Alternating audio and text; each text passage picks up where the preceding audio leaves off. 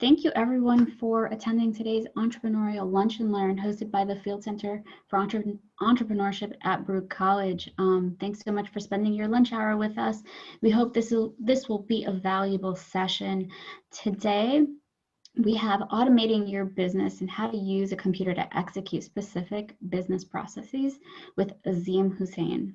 Let me tell you just a little bit about Azeem, because there's so much about him and I'll let him tell more, but he is an engineer and he is an entrepreneur and he has a myriad of specialties in his portfolio. He's an expert in 3D printing and modeling, biomedical engineering, and information and systems architecture, and he regularly consults as a technologist and strategist. As an entrepreneur, he has built advanced e-commerce sites and created inventory-less e-commerce businesses that reduce the risk and cost of operating a business by supplying on-demand products. I've known Azeem for a very long time. He sees the opportunities for science to make a better world and a better life. He works to help others bridge this connection as well. I think that was just a tiny little fraction of who Azeem is and what he's done in his professional career. And he may add more, but I think you all will learn so much from him. So today, I welcome you, Azeem. Thank you so much for being here. And please feel free to tell everyone about yourself a little bit, and then you could take over this presentation. Hi guys, I'm Azeem, and yeah, I like 3D printing. I like to automate things because I realized if you can set the ball in motion and then come back and find that it's done for you, it's so much better than having to sit there and push the ball the whole time. So that little allegory, I guess, I've just been applying that in so many different places in my life.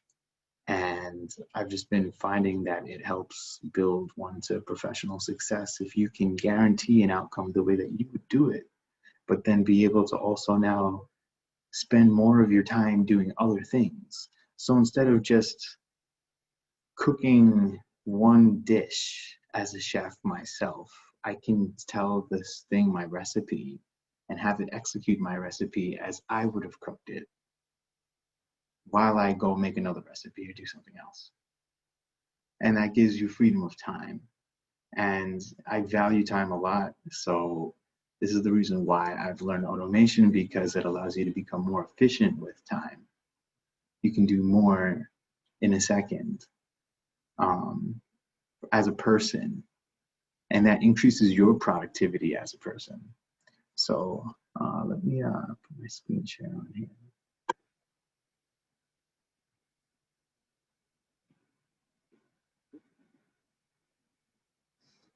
All right. Let's see. Okay, so automating your business using a computer to execute your business processes. So automation is basically based off of this idea of having a process-driven business. So the first thing I really would suggest for people to really focus on is having a process-driven business. Some businesses are not process-driven, so you can't apply automation there. And that's the first rule. It's knowing what you can and can't do, and you can't bark up the wrong tree. You need to know that you're doing something that is first automatable in the first place. So the first way to identify that is to remember that this is a process-driven business. And by using a process-driven business model, you can actually apply automation. So the first question that people will have when they're looking at their business process is, what input data do I need? So data input is probably the easiest thing for most people to automate, whether it's taking an order. So for example, if you have a restaurant, the new automation is, how do I have somebody communicate to the chef or make the waitress's life easier, because she doesn't have to go running around now saying, what do you want, and what do you want, and what do you want, and what do you want, and what do you want? All of these people just press something on the table and it says, oh, this is the menu. Okay, I want that. And they just click it. And then the order for that whole table would have been put together. And this is the idea of like the smart table or the smart restaurant idea. So this is how automation would fit in to this type of application of smart technology. That's an input automation. Um, the second question most people ask, this is a little more wide, but it's what logic am I applying to this information to get the outcome I want for my customer or end user? And this is usually with respect to what outcome are you trying to deliver? What are you really trying to do? Are you, if you're McDonald's, are you making the perfect Big Mac every time? Does your machine really deliver that? So that might be, for example, a food automation, right? I'm not saying that it's necessarily the best. Maybe we should be doing something like how to make healthy salads, right? And make something that's a little bit healthier for people. But that's the same concept. It's, can I provide something that tastes good, that people like, that they can afford at this reliable output that always tastes the same, doesn't matter what supply chain or where I am. McDonald's is kind of the holy grail of automation when it comes to certain things. How do I deliver this outcome reliably for X price? Right? That's the second question that you'll see, whether it's a candy bar. Why do Twix always taste the same? Why do Snickers always taste the same? Why do Reese's always taste the same? Why do they always cost the same? That's one thing. The second question, why is it Reese's and not some other person who was also making peanut butter cups?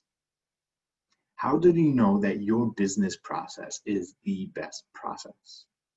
So the second thing that people usually encounter when they're actually working in automation is they realize I can make my process better. Because when you go through the whole steps of programming or explaining, saying step 1, do this, step 2, do that, step 3, do this, you realize, you know what, I could actually integrate step 2 and 3 into this simpler process and do that in one step instead of doing 2 steps. You start to notice these little things, and this is called optimization. So in process automation, there's optimizations that are made that say, okay, you know what? When we buy hot dogs, they come in the 7-packs and then, or the 8-packs, and then you have like the buns and whatever the numbers are, you find out, okay, you know what? Your 6 and 7 is 42. So you end up doing a batch size of 42. Why? Because that's the optimization that hits your numbers of your supply chain of your lowest number of units of this and your lowest number of units of that can be made into your recipe. How much sugar can you buy to make your chocolate bars? So now you know, okay, cool. Well, the lowest amount of sugar I can buy is this. The most amount of cocoa I can buy is that. The most amount of milk that I can buy is this, you know? And then maybe you want to say, hey, you want to make Cadbury's fruit and nut. You got to buy raisins. You got to buy walnuts. You got to buy all of these different things. And then those add to your cost. And it says, how do I make sure that I'm getting the best process? How do I know that I'm getting the best walnuts? How do I know that all the shells have been removed from every walnut that was in my walnut cracking automation? Whatever the question is, you have to make sure that you're coming up with the best answer. So automation is mostly about knowing wisdom. This is the human aspect. Knowing wisdom, knowing what knowledge to use where is so important, because if you tell the robot the wrong thing, now it's going to make the mistake at the speed of light. The computer goes at the speed of light. It goes as fast as the electrons go. So at 4 gigahertz, that means that your computer is going to do whatever you told it to do at 4 gigahertz, right? 4,000 times in a second, it's going to do that. So let's say now you want to say, okay, cool, do this, but then you told it the wrong thing. You just did 4,000 mistakes in a second. You understand now the cost of automation.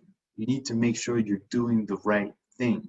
Otherwise, you lose your capital. You lose your investment. You lose whatever the first money it is that you pay to get the feedstock for your machine. You lose the money that you spent on the first bag of rice, the money you spent on the whatever it is that your input was. You lose that.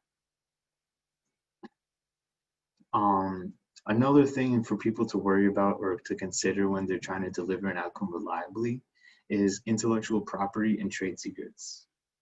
You end up having to pay money to keep your stuff private. And this is really important. Like, you think KFC goes around telling people what those spices are? No, that's a trade secret. Do you think Apple goes around telling people how to open their bootloader? No.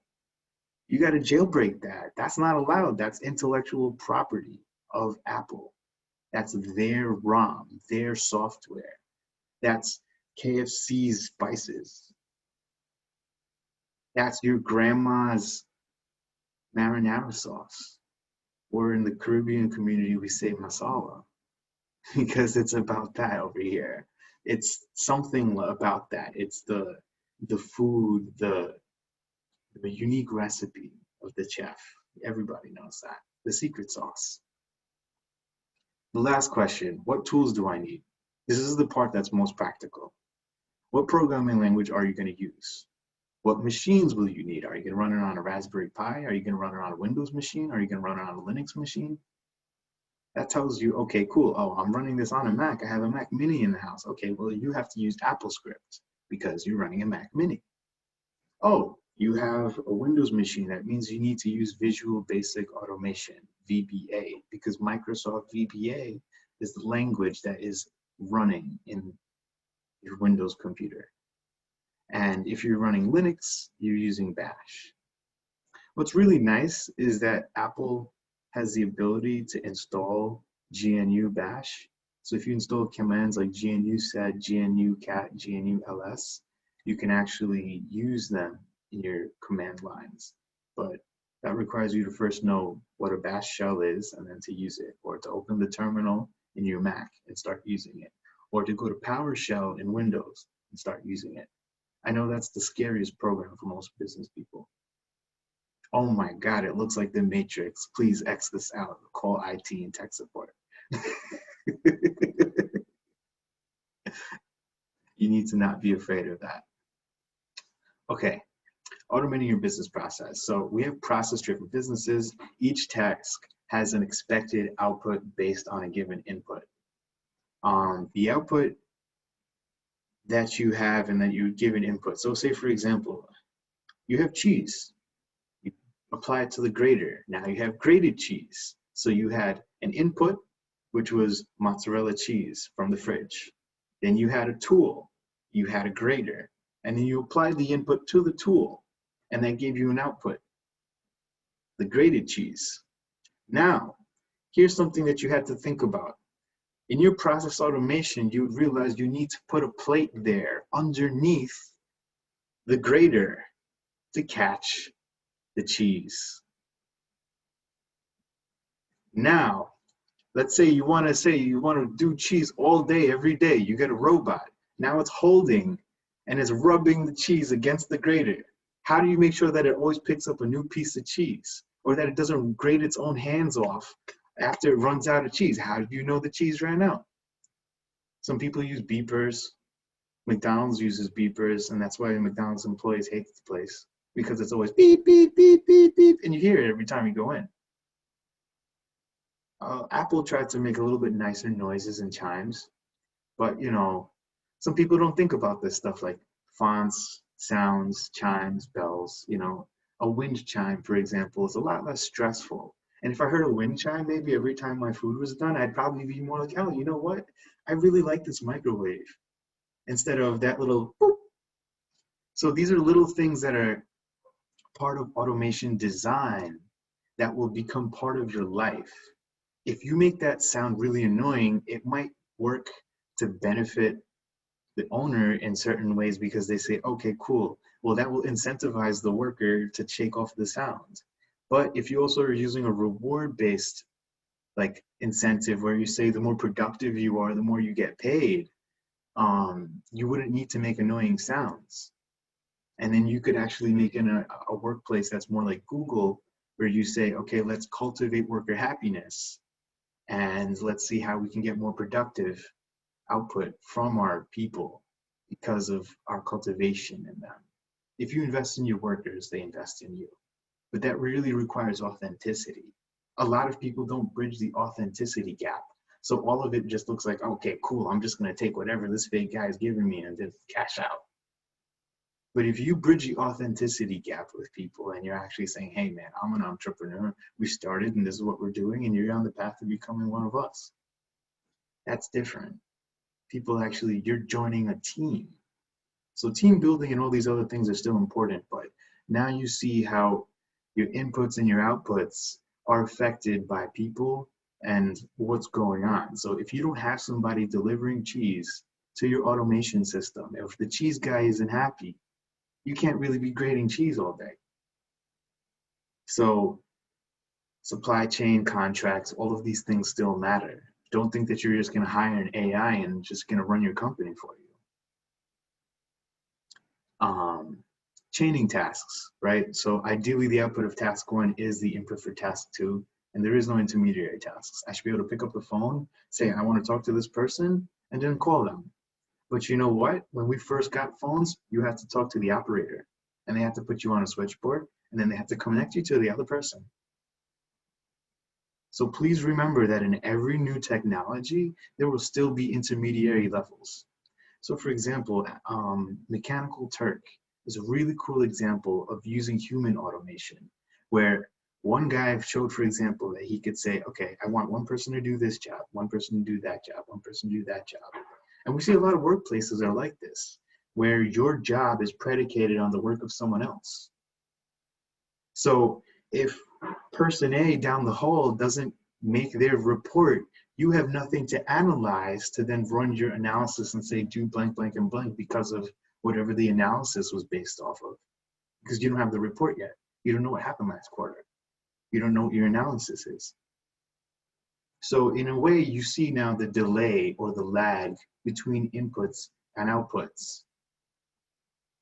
This affects organizations, this affects people, this affects a lot of things. If you have, when you make people cogs in a gear, you have to deal with the problem that people are not gears. They will never always work like that. So you will always have problems of trying to make people work like robots and robots work like people. You need to know what is what, and you need to have the wisdom to know what to apply where. That will help you make better management decisions as an entrepreneur and help you figure out, okay, you know what, I'm going to spend money in the right place on automating the right thing, and then hiring a person to deal with this thing over here, which needs a person. Because you will need people and you will need robots, but the future is man plus machine. So bringing this whole topic up, now we're talking about what can be automated and what can't, right? So let's go through this because this is probably the most crucial element of all of this, right? A human-facing robot is probably the most frustrating thing I've ever dealt with, personally. Someone probably has security footage of me yelling at customer service robots. And I'm pretty sure it exists because I've done it. Because I'm the first guy to be like, throw all the cuss words out there, get me a human. I hate it. I honestly hate it, and I'm a programmer. I sit there and I make the system. I've made a dialing system that says, hey, if you have a customer service issue, press 2. If you have a information issue, press 3. You know, but at a certain point in time, if you make me go through 3 levels of pressing that, I'm fed up already. The first one was, okay, cool. Let's have some courtesy and let's make sure the guy who's on the phone is going to get the right person and the right call. But then I realized you don't really have a way of addressing me as a person, and you're just trying to make it all up for it with AI.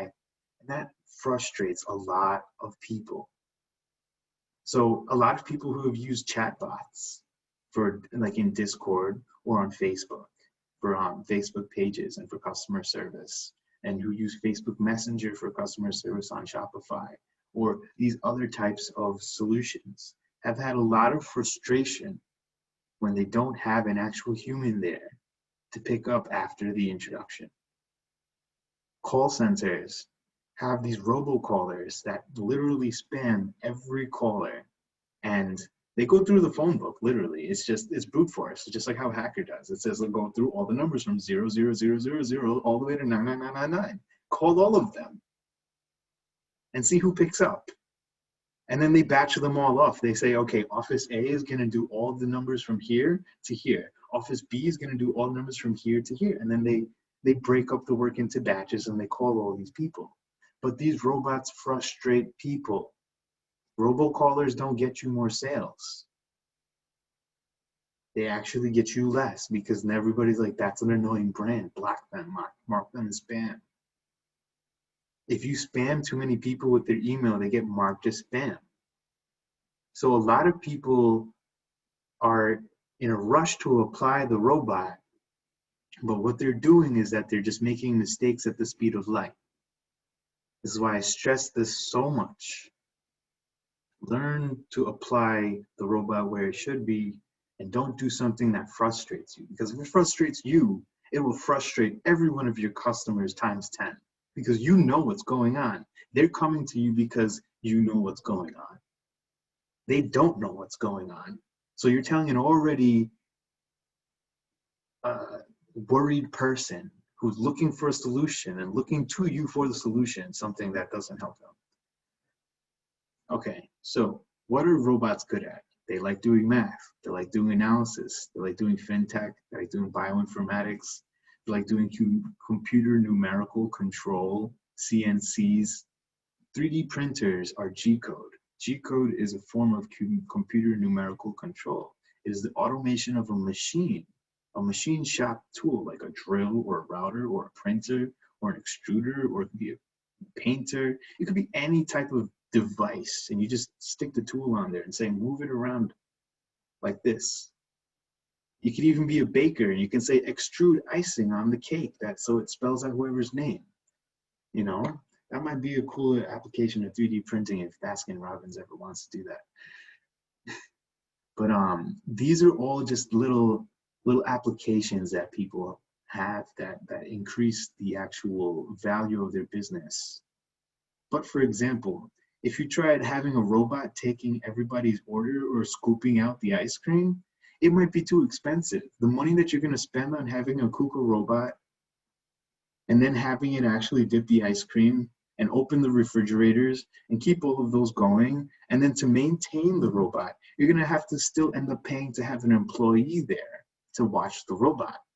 So why not just have the employee dip the ice cream?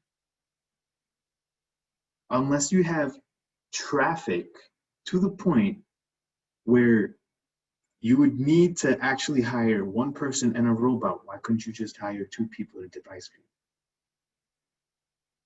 And not have the safety problems, the insurance problems, and all the other costs that come with having a huge 6-foot robot arm that can literally lift very heavy things, because those things can also hurt people. It's just like driving a car. You have to have insurance. So Uber makes money, but Uber never makes more money than insurance costs at the end of the month. That's why most drivers use Uber as a way to just get cash off from a situation. It's not always profitable for everybody. That's why some people do Juno. It pays out more, or Lyft, or other things. So you have to look at your service and look at who is your platform participant as an entrepreneur. People need to know methods that are IP bound. So this is going to increase the value of method patents. So any type of, I know how to make pizza, I know how to throw the dough, I know how to do the secret sauce, I know how to put all the cheese in a specific way to make stuffed crusts. All of those things are method patents. Certain things you have to say, okay, what makes your pizza different from the normal pizza that everybody knows? So you'd have to provide novelty. Otherwise, it would just be something generic. But this goes back now to the process itself. So you need to know a process or a method or some type of thing to be automated. Like I said before, anything that can be done by you on the computer can be automated via Sikuli, S-I-K-U-L-I. It was invented at MIT in 2006, 2007, and it's a really amazing graphic user interface automation tool.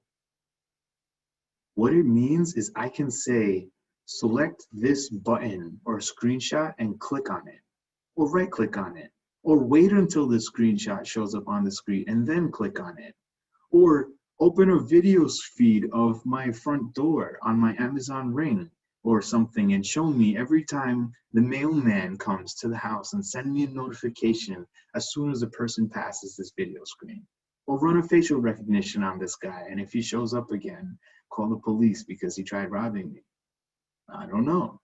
Some people wonder about these things, but this is the impact of automation. This is why the EFF and the ACLU are fighting against facial recognition in San Francisco, because they don't want it to be like China, where they're scanning everybody's feeds and saying that everybody should have facial recognition and saying, oh, well, we know so-and-so and so is over here, and they might have did whatever, they have an unpaid parking ticket. Now let's go after them. You know, that people are looking for increasingly more petty reasons to become nasty to one another, and we need to fight against those impulses. Here are some questions to guide you as an entrepreneur. These questions will always be required no matter what you're doing. Doesn't matter if it's today, doesn't matter if it's 100 years from now. These are always going to be the same questions. What are the current limitations of today's tech and price points? GPUs today are a lot more expensive and provide a lot more compute power than they did 10 years ago, but they still cost $350 at the time of purchase when you buy them brand new for every new generation. And every new generation after that is usually around the same price point because the company doesn't want to cut their value, but they're deciding, okay, we're going to just provide more computing power for that price to outdo ourselves from the way we did last year. And then sometimes you have like, you know, rivalries. So you have like AMD and Intel and whatever, NVIDIA and all these people. They're like, oh, I'm going to make a better computer chip than you. That's here. So they argue about that, and they're trying to see who's going to provide more value per dollar. Just kind of like, I don't know, anything else. You want to see the best bidder. You want to see what's up. But sometimes you don't want only the best bidder. You want the person who's going to be around the longest. You don't buy the cheapest tech. You don't buy just based on what's going to work best today. You need to work with what's going to work best tomorrow. And that decision making is really important. What are the estimated applications in the future? Will your application still work tomorrow when 10,000 more people log in and when your business is increased? If you can't scale your business up, it's not going to help you. So these are important questions. The second set of questions is, what supporting tech and industries will be required to maintain these applications? So for example, let's say you're doing food. I had an idea for an app where it would take a picture of all the nutrition facts of everything that you ever ate. But then we realized that the supporting technology for this industry would be having someone do nutrition facts or having an FDA food database. Guess what? Donald Trump cut the FDA food database. In 2018, that database stopped working. We couldn't build our application anymore because Donald Trump literally cut the department that provided that. We don't have a food database administration food UPC code API anymore. I can't say bloop and oh wow, that's Reese's and it has this many grams of sugar and this many grams of carbohydrates and this many grams of fats and whatever and all the vitamins. I can't see that anymore. So this is important to think about. What supporting tech or industries will be required to maintain your application? Are you relying on an external data input? If you're in a fintech industry, it might be a slightly different thing. Who's providing the chart? Are you getting it from the broker? Are you getting it from TradingView? Are you getting it from some guy like Bloomberg? Are you paying for a subscription to Bloomberg? Who are you buying the information from? Where are you getting your sources from? That's your supporting tech. That's your industry that's supporting your application. You can't make your automated trade application without knowing what the stock prices are. You need internet service. All of these almost require internet service, but not always. Maybe you're running a private network. Maybe it's just The computer in your backyard is talking to the computer in your shop. And that's it. You don't know, but these are all things that people need to consider. Finally, what should be automated and what should not? Why or why not?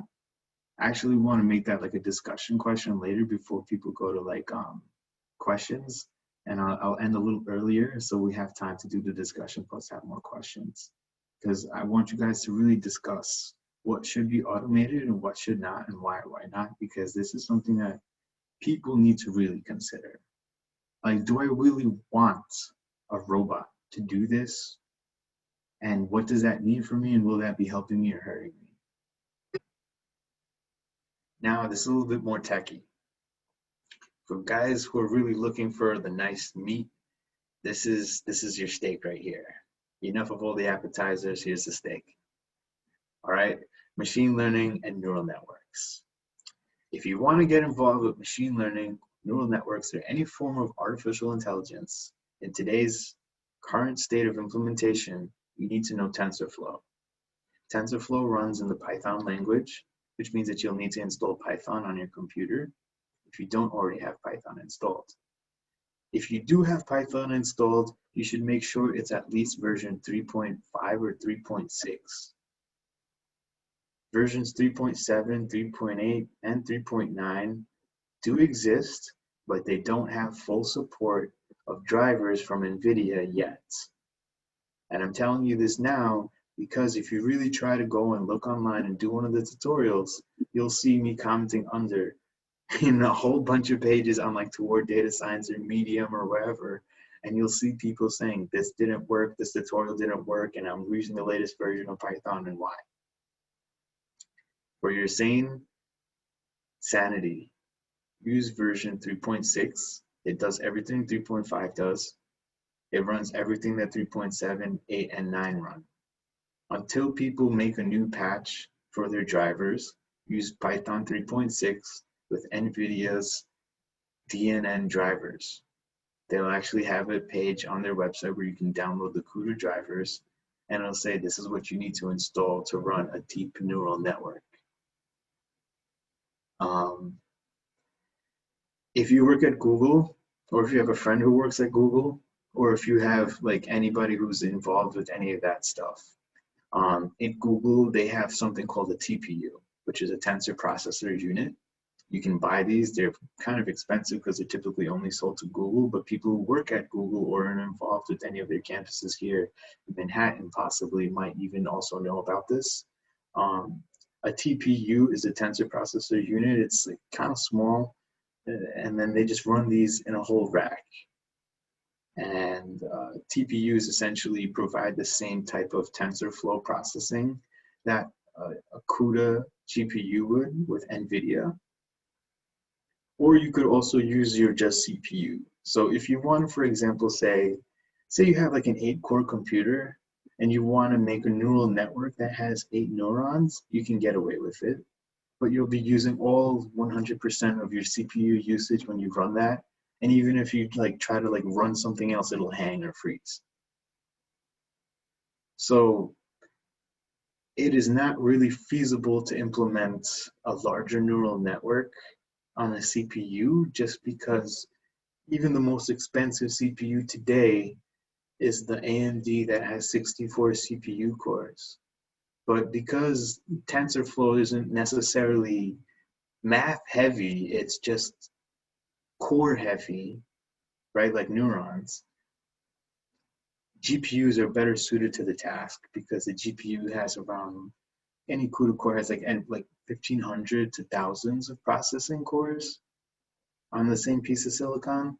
So you have a lot more processing power and a lot less cost to you as a person. Like you can just buy a cheaper CPU and save like thousands of dollars on buying like a $5,000 CPU. You spend $800 buy a normal CPU and then spend another $500 to $600 on a graphics card. And you spend $1,000 to maybe $1,500 on your computing hardware instead of $5,000 on an insane number of CPUs to get subpar results. The guy who spends $1,500 on that CPU is going to get way better processing results than you because TensorFlow is better optimized for CUDA and TPUs. And that's the state of the art right now. Because of that, the common sense right now is like you can make a small TensorFlow on a cheap computer or a Raspberry Pi even, and make it CPU based just to make sure you test it. But then they actually buy a GPU and run it when you're using it in a real business. Um, Finally, the insights. Supervised data sets are really important in any type of machine learning or neural network, like deep neural network learning, especially. So whether you're doing LSTM, which is, or you're doing like a feed forward neural network, even like a simple feed forward or an LSTM or reinforcement learning, any of these neural network types, any type of these deep neural network types requires a supervised data set in the beginning to get the best results. It's a lot like a child development. So what happens is that the parent has to provide a good environment for the child to learn in, and you have to make sure you're teaching the robot with a supervised data set with all the correct things when they're younger. If your toddler hears a curse word, they're going to repeat it all day. It's the new word they learned that day. And you have to make sure that you're not exposing the toddler to any type of negative influence. You want to expose the toddler to as much positive influence as possible. It's the same thing with your neural network. You want to find all of the possible positive things that you want your machine to do, and you want to encourage it to learn how to do those things and to do them well. So just like you're teaching your baby, your kid how to walk, or potty training or anything, any type of behavioral, I wouldn't say conditioning, because this is beyond conditioning. This is real behavioral learning.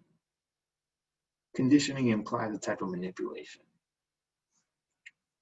So any type of real development or learning of this person is going to involve you giving them some type of supervised data set that takes all of these scenarios and you show them how to deal with these scenarios. So you say, given situation A with conditions 1, 2, and 3, do whatever your desired outcome is. And then you make another one, given situation B with conditions 4, 5, and 6, do blank, blank, blank. And you might have something different you want to do in different situations with different conditions. And by doing that, you're teaching the system associational logic. And this is the core of deep learning that most people do not understand. Associative neural networks use associative logic. This is probably the best thing that you can do. Like if you can teach it to a kid, you can teach it to your machine learning. What you will notice is this though, like machine learning, you can teach a machine learning to park. It'll probably take like 200,000 tries for a machine learning algorithm to really learn how to park. You can Google it, you can look at 2-minute papers. They're one of my favorite channels on YouTube if you want to look at this topic. 2-minute papers. It's a full analysis of like any type of AI paper or machine learning in 2 minutes or less. And that really helps a lot. So some basic applications, ideas that throw out there. You can make a fintech automation to connect like a Signal platform to a brokerage, right? Like I was talking before. You can make an office admin program that sorts your spreadsheet. It can send all your emails to each mailing list. Or maybe you want to become like a FBA, like Amazon Fulfillment or dropship contractor. You want to make a system that will just sort and print all the shipping labels and then put it on the label printer, or it prints them on a sheet already for you. Like these were already done today. This print is already done. It's already ready. You're just waiting, just pick it up off the printer and start putting them on. That little peace of mind of having little things lined up for you makes your job easier and streamlines your workflow. So these are all little things that people do that I've typically done already in old workplaces that I can easily show you guys. And now pretty much I'm open to questions, and this is my contact info. Also, if anybody wants the slides, you can just contact me or put it in the chat or something and Azim, if you can send me the slides, we will edit the recording and add the slides and have them available for all the participants too. I want to thank you so much for this so far because all the food analogies totally helped me understand. Like I thought this was going to be over my head, but I got it. So if I got it, I think you really like opened eyes with this presentation. So thank you, guys. Azeem gave us a question for discussion to begin with before we take questions in the chat. It is what should be automated, what should not be, and why or why not. And so there are enough of us. We can take some time and you could write into the chat what you think your responses to that. And you could also start adding some questions after we take some of those responses. So if you'd like to respond to that, feel free. And Azeem, are you looking for a particular type of answer on this? Are we gonna lead a little bit? I want to actually see, this is a chance for the entrepreneurs in the group to kind of really step forward, because if I give everybody the answers, then no one's going to learn. This is a chance for really people to learn leadership. So I can't lead at that moment. Earl is in here and he says, do you have any experience with Facebook Messenger chat bots for lead generation and marketing automation? Yes, I'll tell you right now that Facebook Messenger chatbots are the first thing I X out. So don't use a Messenger chatbot. That if you really want to get engagement, what you should be doing for a brand, what I found out is that people respond more to Instagram interactions than they do Facebook buzz pages. What happens is that you make the Facebook page to get the analytics and you get the actual interaction and like the ad budget from Facebook, because Instagram is owned by Facebook.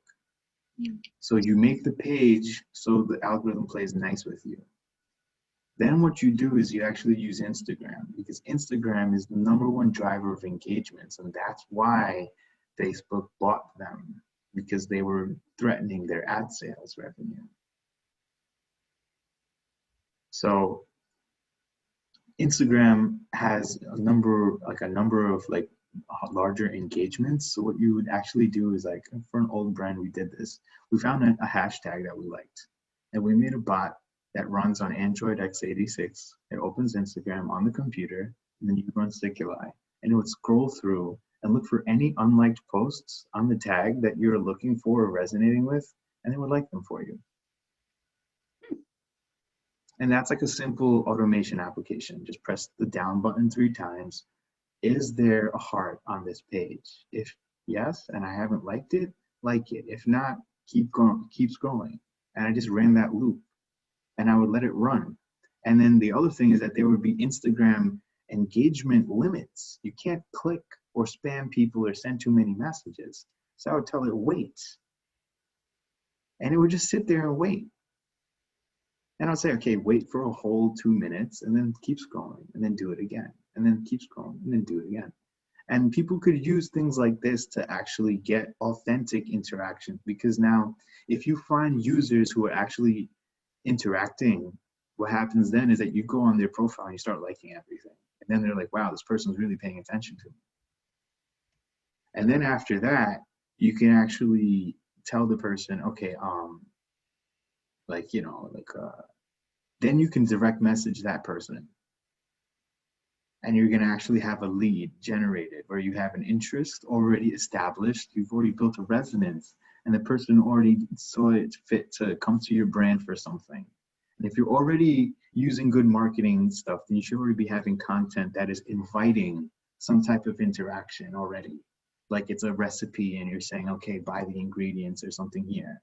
And you're the food store selling the ingredients. Or whatever the type of thing is, that the content should be inviting some type of interaction. And by using content that invites interaction, you don't really need to use a bot. What you want to do then is just have the bot take care of responding to things like, where's my order?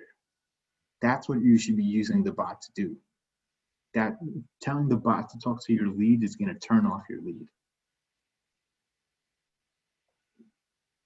Okay, thank you for that. Are there any other questions? Somebody asked if we're going to record the session. The session's recording, we will send it out once we have it edited and ready to go.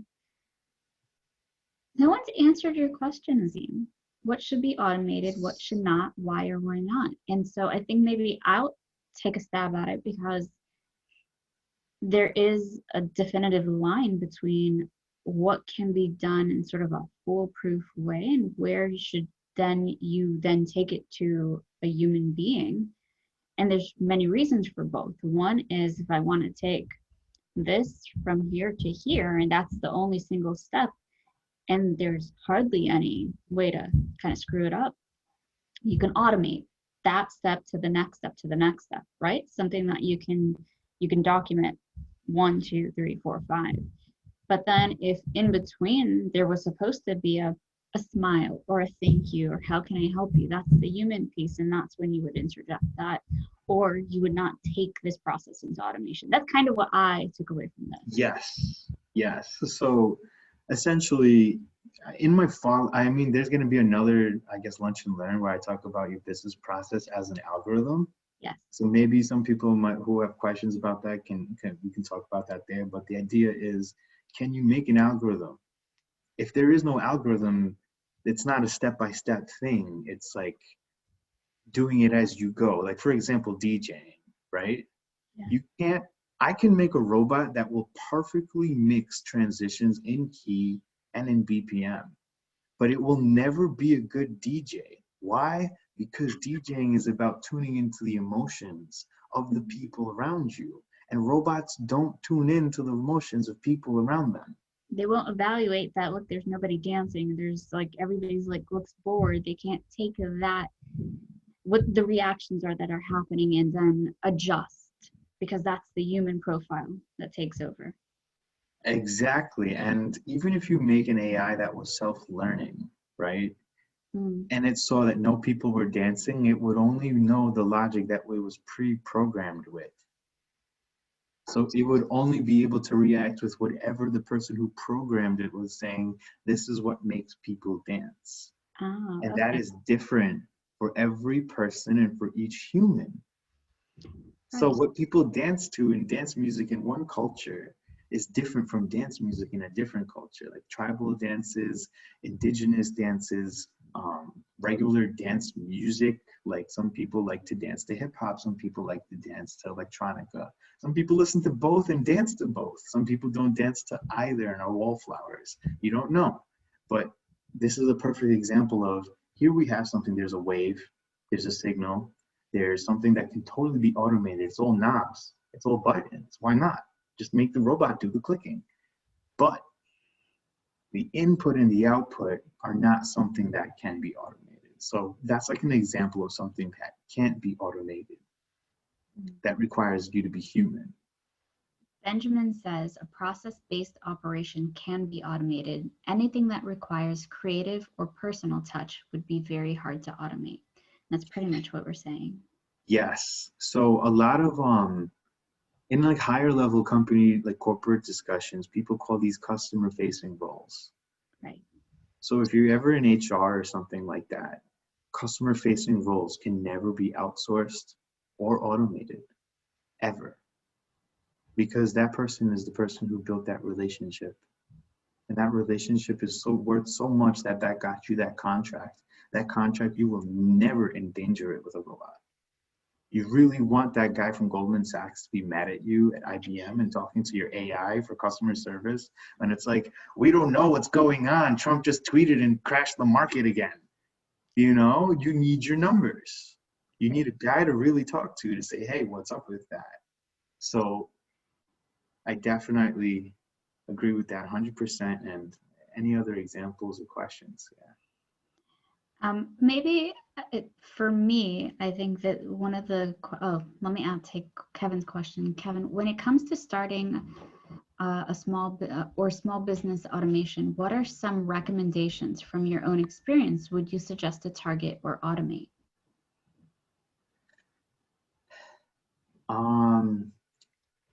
The first thing I learned how to automate was a trading strategy. Mm-hmm. because it's the simplest thing to do. It's either A or B, right? Either you're buying or you're selling. It's always in the same program, and it's almost always usually off of like a similar stimulus reaction. There's a new bar on the chart. What do I do? Do I make a decision? Okay, cool. So that's like an automation process that was like, okay, every trader does this thinking or thought process every time a new bar hits the chart. So that's like one thing. Another thing you could possibly do is data input automation. So any type of customer input, like whether it's taking orders, forms, real estate. Like for example, one of my friends has like a real estate business and they have intake forms. So knowing, for example, any type of small business, who your input order is or your new invoice is, what is it about? Ask all the questions that you typically would ask a customer without you having to sit there and do it. You say, these are all the 10 things that I always ask every customer before they approach me. So I know how to take care of my client. That would be probably the best thing to automate in any business. Ben wants to know, how did you learn to do the trading automation? Do you recommend a tutorial? The trading automation, it started with Python, and then I learned that MetaTrader, one of the Forex trading programs, actually supports an integration with Python. And then I started trying to figure out, okay, cool, how can I make this awesome numerical analysis program go through that? If he wants, definitely email me, and I could talk to him further about that. Like, I'm really interested in mentoring people with that. And there's actually a software library called TensorTrade, but that requires you to first learn TensorFlow. Because if you don't know TensorFlow, you won't be able to make an AI that runs on TensorTrade. Baby steps.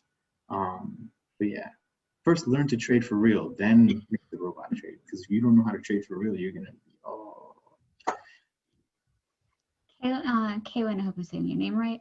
What are some of the vital skills or concepts that were the hardest to learn, and what did you do to master the skills? coding.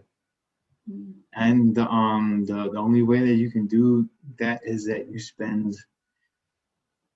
okay, you have to spend at least like an hour or two a day.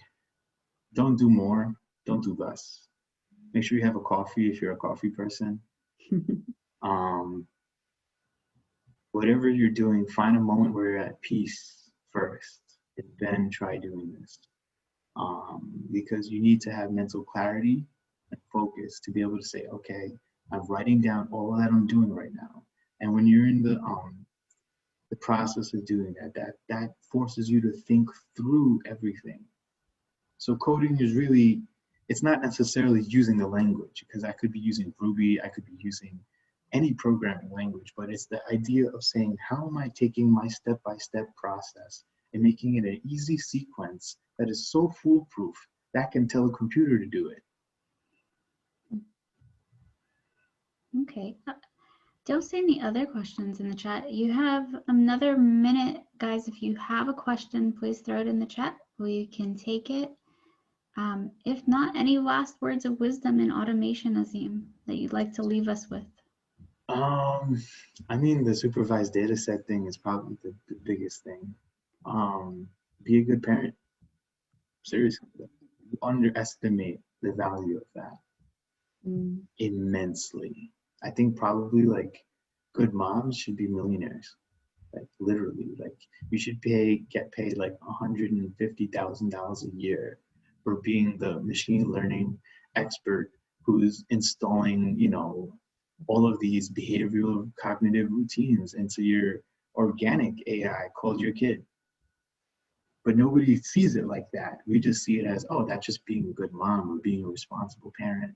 But you would be so surprised how little things like being a responsible kid translates to writing responsible code, translates to making a responsible business process. I think another thing just popped up. Yeah, that's Earl saying organic intelligence. Huh. Yes. I think that's a great way for us to leave off. Azeem, once again, I thank you so much for being with us today.